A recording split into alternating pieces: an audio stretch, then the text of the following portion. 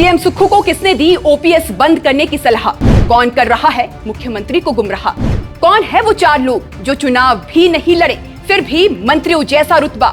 Bureaucrats और कर्मचारियों के बीच ये कैसी अदावत जो काटने लगे हैं एक दूसरे का रास्ता? सत्ता और शक्ति, ये दोनों ऐसी चीजें हैं जो किसी भी व्यक्ति को मदांत कर देती है।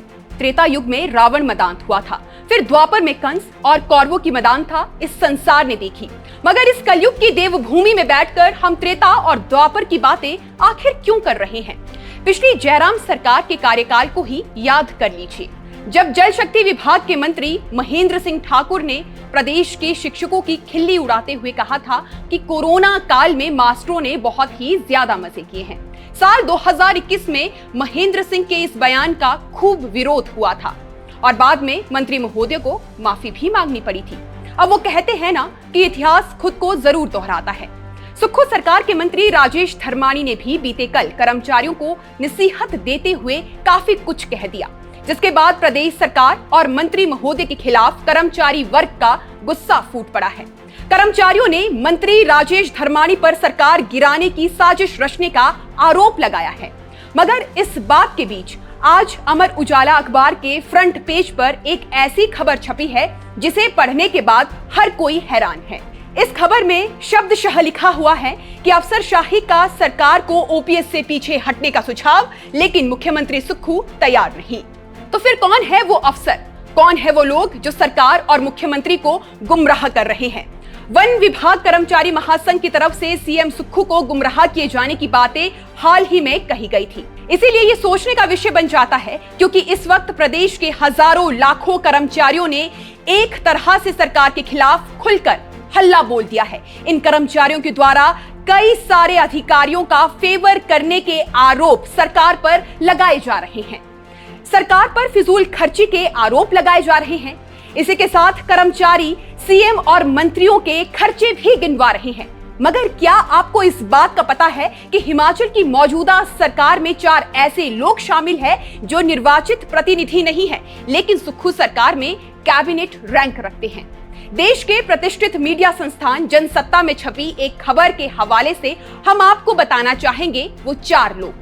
सीएम सुक्खू के प्रधान मीडिया सलाहकार नरेश चौहान, आईटी और इनोवेशन के लिए सीएम के chief adviser Gokul Butail, CM के राजनीतिक सलाहकार सुशील कुमार बिट्टू और हिमाचल प्रदेश राज्य वन विभाग विकास के उपाध्यक्ष केहर सिंह खाची।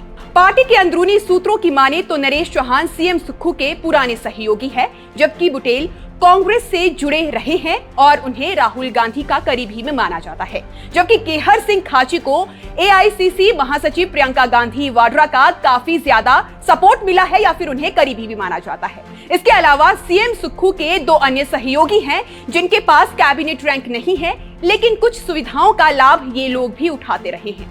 इसमें सीएम के प्रधान सलाहकार राम सुभग सिंह और सलाहकार इंफ्रास्ट्रक्चर अनिल कपिल का नाम शामिल है। आज सचिवालय के बाहर प्रदर्शन कर रहे कर्मचारियों ने राम सुभग सिंह को 1 साल की एक्सटेंशन देने का मामला भी उठाया और 21 तारीख को हुए प्रदर्शन में कर्मचारियों के ही द्वारा बाहरी राज्य से हिमाचल में सेवाएं देने आए ब्यूरोक्रेट्स पर स्थानीय कर्मचारियों से भेदभाव करने का भी आरोप लगाया गया था। कर्मचारियों की माने तो बाहर से आए ब्यूरोक्रेट्स हमारे कभी नहीं होंगे।